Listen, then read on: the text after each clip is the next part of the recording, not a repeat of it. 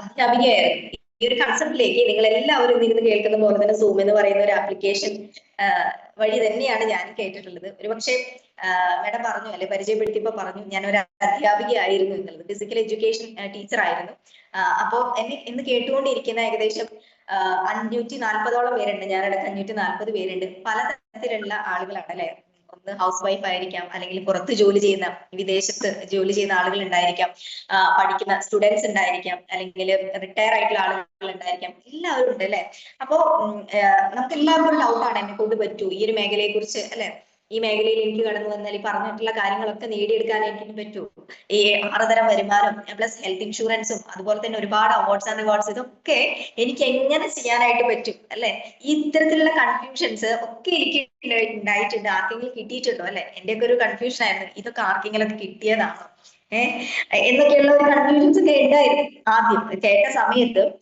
പക്ഷെ ഞാൻ പറയുന്നത്, ഞാൻ പഠിച്ച മേഖലയും ഇതും തമ്മിൽ, എന്റെ എഡ്യൂക്കേഷൻ എന്ന് പറയുന്ന ഒരു മേഖലയിൽ നിന്ന് വരുന്ന ഒരു വ്യക്തിയെ സംബന്ധിച്ചിടത്തോളം ഡയറക്ട് സെല്ലിംഗ് അല്ലെങ്കിൽ നെറ്റ്വർക്ക് മാർക്കറ്റിംഗ് എന്നതിനെ കുറിച്ച് ഒന്നും യാതൊരു വിധ അറിവോ നോളജ് ഒന്നുമില്ല. കാരണം ഞാൻ ആ പഠിച്ച മേഖലയുമായിട്ട് ബന്ധപ്പെട്ട് ജോലി ചെയ്തു, മറ്റു കാര്യങ്ങളൊക്കെ എന്താണ് അതുമായിട്ട് റിലേറ്റ് ചെയ്ത് മാത്രമേ ഉണ്ടായിട്ടുള്ളൂ. നമ്മൾ പലരും അങ്ങനെ തന്നെയാണ് അല്ലെ. പക്ഷേ നമുക്കറിയാം, ഒരു സിറ്റുവേഷൻ വരുന്ന സമയത്ത് നമ്മൾ വിശ്വസിക്കുന്ന ദൈവം ഒരുപക്ഷെ നമുക്ക് പല പ്രതിസന്ധി ഘട്ടങ്ങൾ ഉണ്ടാക്കും അല്ലെ, നമ്മൾ പരീക്ഷിക്കുകയാണ് എന്താണ് എങ്ങനെ അല്ലെ. നമുക്ക് ചിലപ്പോൾ ലൈഫിൽ ഒരുപാട് അവസരങ്ങൾ വന്നു തരും, പക്ഷെ അവസരങ്ങൾ എത്രത്തോളം അല്ലെ നമ്മൾ ഏറ്റെടുക്കുന്നുണ്ടോ എന്നുള്ളത് നമ്മൾ എന്താണ് ടെസ്റ്റ് ചെയ്തുകൊണ്ടിരിക്കുകയാണ് അല്ലെ. ഒരു നമ്മൾ വിശ്വസിക്കുന്ന ഒരു എനർജി ഉണ്ട് അല്ലെ. അതുപോലെ തന്നെ 2021 ഞാൻ കോളേജിൽ വർക്ക് ചെയ്യായിരുന്നു. ആ ടൈമില് പ്രഗ്നന്റ് ആയിരുന്ന സമയത്ത് എനിക്ക് ജോലി റിസൈൻ ചെയ്ത്, കോവിഡ് ടൈമാണ്, ആ സമയത്ത് എനിക്ക് ജോലി റിസൈൻ ചെയ്യേണ്ടി വന്നു. പിന്നീട് അങ്ങോട്ടേക്ക് നമുക്കറിയാം, കോവിഡ് വരുന്ന സമയത്ത് ഒരു പക്ഷേ പലരും എന്താണ് ഇനി വാട്ട് നെക്സ്റ്റ് എന്ന ചോദ്യത്തിന് ഒരു ഉത്തരം ഉണ്ടായിരിക്കുന്നുണ്ടാവില്ല, ഫുൾ ബ്ലാങ്ക് ആയിരിക്കും അല്ലെ. എന്ത് ചെയ്യും ഇനി അങ്ങോട്ടേക്ക് മുന്നോട്ടേക്ക് പോകണമെങ്കിൽ എന്നുള്ള ഒരു ചിന്ത എല്ലാവരും അലട്ടിയിട്ടുണ്ടാവും അല്ലേ. ഇപ്പോ യുദ്ധമൊക്കെ നടക്കുന്നുണ്ട്, എന്താവും ഇനി അങ്ങോട്ടേക്ക് വില കയറ്റും എന്നുള്ള ഒരു ചിന്ത നമുക്കും ഉണ്ട് അല്ലെ. ഇതുപോലെ തന്നെയായിരുന്നു കോവിഡില് എന്തായിരുന്നു ഉണ്ടായിരുന്നത്. നമുക്ക് എവിടേക്കും, ഞാൻ പറയുന്നത് കേൾക്കുന്നുണ്ട്, ഇടയ്ക്ക് ഞാൻ ആവുന്നുണ്ട്. എനിക്കിവിടെ ലതാ മേഡം ഒന്ന് പറയണം കേട്ടോ. കുഴപ്പമില്ല, ക്ലിയർ ആണ് മാഡം. Okay, thank you. അപ്പോ കോവിഡ് ടൈമിൽ ഇതുപോലെ തന്നെയായിരുന്നു സിറ്റുവേഷൻ. അതായത് നമ്മൾ എവിടേക്കും പോകാനൊന്നും പറ്റുന്നില്ല. എന്നെ സംബന്ധിച്ചിടത്തോളം വർക്ക് ചെയ്തിരുന്നു, റിസൈൻ ചെയ്യേണ്ടി വന്നു. ഇനി എന്താണ് ചെയ്യേണ്ടത്, ഇനി എങ്ങനെ മുന്നോട്ട് പോകും. നമ്മളിപ്പോഴും പറഞ്ഞു, അശ്വതി മേഡം ഒക്കെ പറഞ്ഞു തന്നെ ഹസ്ബൻഡിനെ ഡിപ്പെൻഡ് ചെയ്യണം, പ്രശ്നമുള്ള കാര്യമൊന്നുമല്ല. പക്ഷെ എത്ര നാൾ അല്ലെ, എത്ര നാൾ നമുക്ക് ഡിപ്പെൻഡ് ചെയ്യാൻ വേണ്ടി പറ്റും അല്ലെ. ഒരുപാട് നമ്മൾ സെൽഫായിട്ട് നമുക്കൊരു വരുമാനം ഉണ്ടാകുക എന്ന് പറയുന്നത് നമുക്ക് നമ്മുടെ സൊസൈറ്റിയെയും ഫാമിലിയെയും ഒക്കെ നമ്മൾ എന്താണ് സപ്പോർട്ട് ചെയ്യുന്നതിന് തുല്യമാണ് അല്ലെ. അപ്പൊ തീർച്ചയായിട്ടും ഞാനും ഒരു വീട്ടിലിരുന്നു കൊണ്ട് എങ്ങനെ എന്താണ് ഒരു വരുമാനം നേടാം, എനിക്ക് പുറത്തു പോയി വർക്ക് ചെയ്യാനായിട്ട് പറ്റാത്ത ഒരു സിറ്റുവേഷൻ ആയതുകൊണ്ട് തന്നെ അങ്ങനെ ചിന്തിച്ചിരിക്കുന്ന സമയത്ത് തന്നെയാണ് ഈ ഒരു കൺസെപ്റ്റ് എനിക്ക് ഞാൻ അറിയാനായിട്ട് ഇടയായതും. ഇതുപോലെ സൂം മീറ്റിംഗിൽ ഒരുപക്ഷെ ഒരു 2021 ഈ ബിസിനസ് കേൾക്കുന്ന സമയത്ത് ഞാൻ അപ്പൊ ചിന്തിച്ചിരുന്നത് എന്തുകൊണ്ട് ഇതിന് കുറച്ച് നാൾ മുന്നേ ഞാൻ അറിഞ്ഞില്ല. പക്ഷെ 2017 ഈ ബിസിനസ് അല്ലെങ്കിൽ നമ്മുടെ കമ്പനി ഇൻട്രൊഡ്യൂസ് ചെയ്തിട്ടുള്ളൂ എന്നുള്ളതാണ് യാഥാർത്ഥ്യം. കമ്പനി ഒഫീഷ്യലി എന്താണ് രജിസ്ട്രേഷൻ കഴിഞ്ഞ 2017 ഇന്ത്യയിൽ, അതിനുശേഷം 2018 ഒഫീഷ്യലി ലോഞ്ച് ചെയ്തിട്ടുള്ളത്. പക്ഷെ എന്തുകൊണ്ട് നേരത്തെ അറിഞ്ഞില്ല എന്ന് പിന്നീട് ഞാൻ ചിന്തിച്ചിട്ടുണ്ട്. പക്ഷെ നമുക്കറിയാലോ, നമുക്ക് എപ്പോഴും നമ്മുടെ അവസരങ്ങൾ നമുക്ക് കൃത്യസമയത്ത് മാത്രമാണ് നമ്മുടെ കൈകളിലേക്ക് കിട്ടുള്ളൂ. സമയത്ത് എന്താണ്, ഞാൻ ഈ സൂമില് കാര്യങ്ങളൊക്കെ കേട്ടു. അപ്പൊ എനിക്ക് കുറച്ച് ഡൗട്ടും കാര്യങ്ങളൊക്കെ ഉള്ളത്, നിങ്ങളുള്ള സംശയങ്ങളൊക്കെ ഞാൻ ലീഡേഴ്സിനെയും മറ്റു കാര്യങ്ങളൊക്കെ വിളിച്ചു. അതുപോലെ തന്നെ എന്താണ്, നമ്മുടെ കയ്യിലാണ് മൊബൈൽ ഉള്ളത് അല്ലെ. എന്ത് കാര്യം അറിയാൻ വേണ്ടിയിട്ട് എന്താണ് ഇന്ന് മൊബൈലിലൂടെ നമുക്ക് കഴിയുന്നുള്ളതാണ് യാഥാർത്ഥ്യം അല്ലെ. എത്ര വലിയ കാര്യമാണെങ്കിൽ നമുക്ക് കുറച്ചുകൂടെ ട്രസ്റ്റ് ആണ് അല്ലെ. തീർച്ചയായിട്ടും നമ്മൾ എന്താണ്, ഞാൻ കുറെ സെർച്ച് ചെയ്തു അല്ലെ, ഇങ്ങനെ ഒരു കമ്പനി ഉണ്ടോ അല്ലെ, ഇങ്ങനെ ഇന്ന് കേട്ട പ്ലാൻ എത്ര യാഥാർത്ഥ്യമുള്ളതാണോ അല്ലെ, റിയൽ ആയിട്ടുള്ള ഒരു കമ്പനിയാണോ, നമുക്ക് ഡൗട്ട്സ് അതുപോലെയുള്ള ഒരുപാട് ഡൗട്ട്സ് ഉണ്ടായിട്ടുണ്ട് എനിക്കും. ഇങ്ങനെ ഒരു കമ്പനി ഉണ്ടോ, ഫിജിക്കാർഡ് എന്നാണ് നമ്മുടെ കമ്പനിയുടെ പേര്. ഞാൻ ജസ്റ്റ് ഗൂഗിൾ സെർച്ച് ചെയ്തു, ഫിജിക്കാർഡ് ഇ-കൊമേഴ്സ് പ്രൈവറ്റ് ലിമിറ്റഡ്, ഇങ്ങനെ ഒരു കമ്പനി ഉണ്ടോ, ഉണ്ടെങ്കിൽ അത് എവിടെ, ക്യൂരിയോസിറ്റി ആണ്, ഇവിടെ ഉണ്ടോ. കാരണം ഞാൻ ഇവിടെ നമുക്ക് ഈ ബിസിനസ്സിലേക്ക് കടന്നു വരുന്നത് എങ്ങനെയാണ്, നമുക്ക് ഒരുപാട് പ്രോഫിറ്റ് വേണോ, അല്ലെങ്കിൽ നമുക്ക് എന്തെങ്കിലും മൂലധന ആവശ്യമുണ്ടോ, ഇല്ല അല്ലെ. നമുക്ക് എന്താ ഇവിടെ വേണ്ടത്, നമ്മൾ നിത്യം ഉപയോഗിക്കുന്ന സാധനങ്ങള് നമ്മുടെ വീട്ടിലേക്ക് ആവശ്യമായിട്ടുള്ള നിങ്ങൾ ഡെയിലി വാങ്ങുന്ന മാസത്തിലോ ആഴ്ചയിലോ ഡെയിലി ഒക്കെ മേടിക്കുന്ന സാധനം തൊട്ടപ്പുറത്തുള്ള മാർക്കറ്റിലോ ഷോപ്പിലോ അല്ലെങ്കിൽ മറ്റു കടകളിൽ പോയിട്ട് മേടിക്കുന്ന സാധനങ്ങൾ നമ്മൾ ഒറ്റ തവണയായിട്ട് നമ്മൾ ഈ ഒരു കൺസെപ്റ്റിൽ അത് നമ്മുടെ സ്വന്തം കടയിൽ നിന്ന് ഒരു ഓൺലൈൻ ഷോപ്പിൽ നിന്ന് പർച്ചേസ് ചെയ്യുന്നതിലൂടെ ഈ പറയുന്ന ആദായ വരുമാനം കിട്ടുന്നു എന്നുള്ളതാണ് യാഥാർത്ഥ്യം. അപ്പം ഇങ്ങനെ ഈ ആദായ വരുമാനം കിട്ടുന്നത്. അപ്പൊ തീർച്ചയായിട്ടും ഞാൻ ഇതൊക്കെ ചെക്ക് ചെയ്യാണ്. അതായത് ഇങ്ങനെ ഒരു ഓൺലൈൻ ഷോപ്പ് ഉണ്ടോ, ഗൂഗിളിൽ സെർച്ച് ചെയ്യാണ്. ഇങ്ങനെയാണെങ്കിൽ ഇതിന്റെ അഡ്രസ് എവിടെയാണ്, തൃശ്ശൂരാണ്, തൃശ്ശൂരാണ്. അതിന് കുറച്ചും കൂടി ക്യൂരിയോസിറ്റി ഇങ്ങനെയുണ്ടോ അല്ലെ.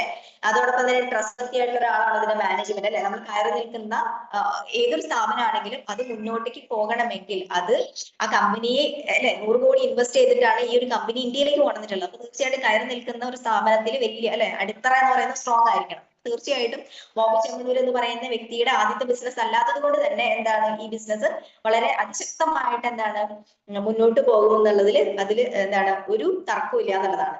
അപ്പോ ഡോക്ടർ ബോബി ചെമ്മണ്ണൂരിന്റെ ആദ്യത്തെ ബിസിനസ് അല്ല, ഒരുപാട് ബിസിനസ്സുകൾ, ഏകദേശം ഒരു 17ഓളം ബിസിനസ് ഉണ്ട് അദ്ദേഹത്തിന്. ആ ബിസിനസിന്റെ കൂടെ തന്നെ അതിശക്തമായിട്ട് നെറ്റ്വർക്ക് മാർക്കറ്റിംഗ് അദ്ദേഹത്തിന്റെ ഒരു പാഷൻ ആയതുകൊണ്ട് തന്നെയാണ് ഈ ബിസിനസ് ലീഗലി അല്ലെ നിയമമില്ലാത്തൊരു സാധനത്തെ കൊണ്ടുവന്ന് ഇൻട്രൊഡ്യൂസ് ചെയ്യാന്ന് പറയുന്നത് അദ്ദേഹത്തിന്റെ തന്നെ ഒരു ടാഗ് ലൈൻ ഉണ്ടല്ലേ, ഒരു ട്രേഡ് മാർക്ക് ഉണ്ടല്ലേ, ചെമ്മണ്ണൂർ ഇന്റർനാഷണൽ ഗ്രൂപ്പ് എന്ന് പറയുന്ന ഒരു ടാഗ് ലൈൻ ഉണ്ട്. അതിന് കോട്ടം ബാധിക്കും. ആ ഒരു ടാഗ് ലൈനെ ബാധിക്കാത്ത രീതിയിൽ നമ്മളെ സംബന്ധിച്ചിടത്തോളം ഇതിനൊരു നിയമം വന്നു. നമുക്കറിയാലോ, നിയമം ഉണ്ട് എങ്കിൽ നമുക്ക് തീർച്ചയായിട്ടും ആ ഒരു സ്ഥാപനത്തിൽ കയറി നിൽക്കാൻ നമുക്ക് കുറച്ചും കൂടെ നമുക്കൊരു ധൈര്യമാണ്. തീർച്ചയായിട്ടും ഡയറക്ട് സെല്ലിംഗ് എന്ന് പറയുന്ന മേഖലയ്ക്ക് നിയമം ഉള്ളത് കൊണ്ട് തന്നെ, നിയമം വന്നതിന് ശേഷമാണ് ഈ ഒരു കമ്പനി ഇന്ത്യയിലേക്ക് കൊണ്ടുവന്നത് എന്നുള്ളതാണ്. ഇപ്പൊ നമ്മൾ വിചാരിക്കുക എന്താണ് നിയമം, അല്ലെങ്കിൽ ഏതാണ് അല്ലെ ആരാണ് ഇതിനൊക്കെ മോണിറ്റർ ചെയ്യുന്നത് അല്ലെ, അല്ലെങ്കിൽ ഏതെങ്കിലും ഓഫീസേഴ്സ് ഇതിനെ നോക്കുന്നുണ്ടോ. അപ്പൊ അതോടൊപ്പം തന്നെ എങ്ങനെ നമുക്ക് ഒരു നല്ല കമ്പനി തിരിച്ചറിയാം എന്നൊക്കെയുള്ള ചിന്തകൾ ഉണ്ടായിരിക്കും അല്ലെ.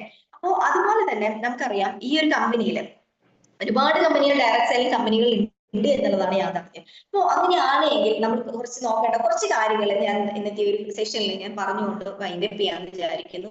അതായത് നമ്മൾ നോക്കേണ്ടത് തീർച്ചയായിട്ടും ഡയറക്ട് സെല്ലിംഗ് കമ്പനിയാണെന്ന് പറഞ്ഞു അല്ലെ, ഇതിന്റെ ഒരു ഓഫീസ് ഉണ്ടോ, അതായത് കൃത്യമായിട്ടുള്ള ഒരു ഓഫീസ് ഉണ്ടോ എന്ന് നമ്മൾ മനസ്സിലാക്കണം എന്നുള്ളതാണ്. അപ്പോൾ ഫിജി കാർഡിന്റെ ഓഫീസ് എവിടെയാണ്, കേരളത്തില് ഓഫീസ് എവിടെയാണ് വരുന്നത്, പൊങ്കുന്നതാണ് ഓഫീസ് വരുന്നത്. അതിന്റെ അഡ്രസ്സും കാര്യങ്ങളൊക്കെ നമ്മുടെ പ്ലാൻ പ്രസന്റേഷൻ ലാസ്റ്റ് നമുക്ക് സ്ലൈഡിൽ കാണിച്ചിട്ടുണ്ടായിരുന്നു. അതോടൊപ്പം തന്നെ വെയർ ഹൗസ്, അതായത് നമുക്കറിയാം നമ്മൾ ഈ പറയുന്ന നമുക്ക് ഒരുപാട് പ്രൊഡക്റ്റുകളാണുള്ളത് അല്ലെ, നമ്മുടെ വീട്ടിലേക്ക് ആവശ്യമുള്ള അരിയും പഞ്ചസാരയും അതുപോലെ തന്നെ വെളിച്ചെണ്ണയും അതേപോലെ മസാല ഐറ്റംസുകളും അതുപോലെ തന്നെ കിഡ്സ് ഐറ്റംസുകളും അതുപോലെ തന്നെ ഗോൾഡ് ആൻഡ് ഡയമണ്ട്സും അതുപോലെ വെൽനസ് പ്രൊഡക്റ്റുകളും ഇതൊക്കെയാണ് നമ്മുടെ ഷോപ്പിലുള്ളത്. ക്ലീനിങ് കിറ്റുകളും ഹാൻഡ് വാഷ്, സൂപ്പ് അങ്ങനെയുള്ള കാര്യങ്ങളൊക്കെയാണ് നമ്മുടെ സാധാരണക്കാർ ഉപയോഗിക്കുന്ന നിത്യോപയോഗ സാധനങ്ങൾ തന്നെയാണ് ഉള്ളത്. അപ്പൊ ഇത്തരത്തിലുള്ള സാധനങ്ങൾ വേണമെങ്കിൽ ഒരു ഓൺലൈൻ ഷോപ്പിംഗ് പോർട്ടലാന്ന് പറഞ്ഞു അല്ലെ. അപ്പൊ അങ്ങനെയാണ് ഒരു വെബ്സൈറ്റ് അവൈലബിൾ ആണോ അല്ലെ, നമ്മൾ ചെക്ക് ചെയ്യേണ്ട ഒരു കാര്യങ്ങളാണ് അല്ലെ. വെബ്സൈറ്റ് അവൈലബിൾ ആണോ, നമ്മുടെ കമ്പനിക്ക് ഒരു വെബ്സൈറ്റ് ഉണ്ടോ, ഫിജി കാർഡ് ഒരു വെബ്സൈറ്റ് ഉണ്ടോ എന്ന് നമുക്ക് സെർച്ച് ചെയ്ത് നോക്കി കഴിഞ്ഞാൽ കാണാനായിട്ട് സാധിക്കും അല്ലെ. സാധിക്കുന്നുണ്ടോ എന്നുള്ളത് ചെക്ക് ചെയ്ത് നോക്കുക. അതോടൊപ്പം തന്നെ നമ്മുടെ പത്രമാധ്യമങ്ങളിലൂടെ ഒക്കെ നമ്മൾ ഇതിങ്ങനെ പബ്ലിസിറ്റി കൊടുത്തിട്ടുള്ള ഒരു കമ്പനിയാണ് അല്ലെ. തീർച്ചയായിട്ടും മാഡം പ്ലാൻ പ്രസന്റേഷനിൽ പറഞ്ഞിട്ടുണ്ടായിരുന്നു, കാണിച്ചു തന്നിട്ടുണ്ടായിരുന്നു അല്ലെ. ഡോക്ടർ ബോബി ചെമ്മണ്ണൂരും അതുപോലെ തന്നെ അന്നത്തെ ഭക്ഷ്യസുരക്ഷാ മന്ത്രിയൊക്കെ ഉദ്ഘാടനം ചെയ്തിട്ടുള്ള പിക്ചറും കാര്യങ്ങളൊക്കെ പത്ര കട്ടിങ്ങളൊക്കെ നമ്മൾ കണ്ടിട്ടുണ്ട് അല്ലെ.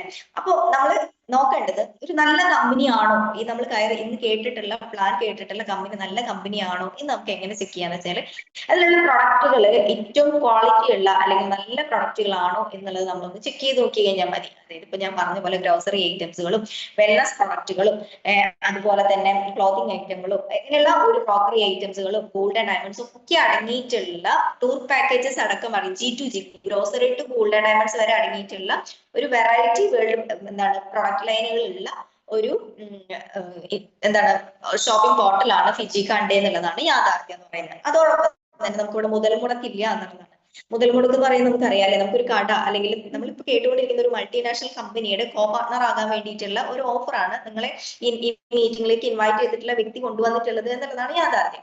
അപ്പൊ തീർച്ചയായിട്ടും നമുക്കറിയാം ഒരു ഓൺലൈൻ ഷോപ്പിംഗ് അല്ലെങ്കിൽ ഒരു സൂപ്പർ മാർക്കറ്റോ ഹൈപ്പർ മാർക്കറ്റോ സ്റ്റാർട്ട് ചെയ്യണമെങ്കിൽ നമുക്കറിയാം എത്രത്തോളം പ്രോഫിറ്റ് അല്ലെ, എത്രത്തോളം മൂലധനം നമുക്ക് എടുക്കണം എന്നുള്ളത്. ഒരുപാട് കാശ് വേണം അല്ലെ. പക്ഷെ ഇവിടെ ഇതൊന്നും ഇല്ലാതെ തന്നെ നമ്മുടെ ഒറ്റ തവണ പർച്ചേസിങ്ങിലൂടെ കുറച്ച് സാധനങ്ങൾ മേടിക്കാന്ന് മാത്രമേ ഉള്ളൂ. അത് നമ്മുടെ സ്വന്തം കടയിൽ നിന്ന് വാങ്ങുന്നതിലൂടെ നമുക്ക് ഈ ഇത്തരത്തിലുള്ള വരുമാനം ഏൺ ചെയ്യാനായിട്ട് പറ്റും. ഇപ്പോൾ മുതൽ മുടക്കില്ല, നമ്മുടെ വീട്ടിലേക്കുള്ള സാധനങ്ങൾ മാത്രം വാങ്ങിയാൽ മതി എന്ന് മാത്രമേ ഉള്ളൂ. അതുപോലെ തന്നെ മാനേജ്മെന്റും നമ്മൾ ചെക്ക് ചെയ്യണം അല്ലെ. ഞാൻ പറഞ്ഞു ഏകദേശം 162 വർഷത്തിന് മുകളിൽ ബിസിനസ് പാരമ്പര്യമുള്ള ചെമ്മണൂർ ഗ്രൂപ്പാണ്. ചെമ്മണൂർ ഗ്രൂപ്പിന്റെ 4ാം തലമുറക്കാരാണ് നമ്മുടെ കമ്പനിയുടെ മാനേജ്മെന്റ് എന്ന് പറയുന്നത്. അപ്പൊ അത്രയും സ്ട്രോങ് ആയിട്ടുള്ള ഒരു മാനേജ്മെന്റ് ആണ് നമ്മുടെ കമ്പനിക്ക് ഉള്ളത്. അപ്പൊ നമുക്ക് എന്താണ് അത് ട്രസ്റ്റഡ് ആയിട്ടുള്ള ഒരു കാര്യമാണ്. അതുപോലെ തന്നെ വിഷനും മിഷനും ഉണ്ടോ ഈ ഒരു കമ്പനിക്ക്, ഒരു വിഷനും മിഷനും ഉള്ള കമ്പനിയാണോ അത് ചെക്ക് ചെയ്യണം എന്നുള്ളതാണ് യാഥാർത്ഥ്യം. അതായത് നിങ്ങൾ കേട്ടിട്ടുണ്ടാവും അല്ലെ വിഷൻ എന്ന് പറയുന്നത്. അതായത് നമുക്ക് ഒരു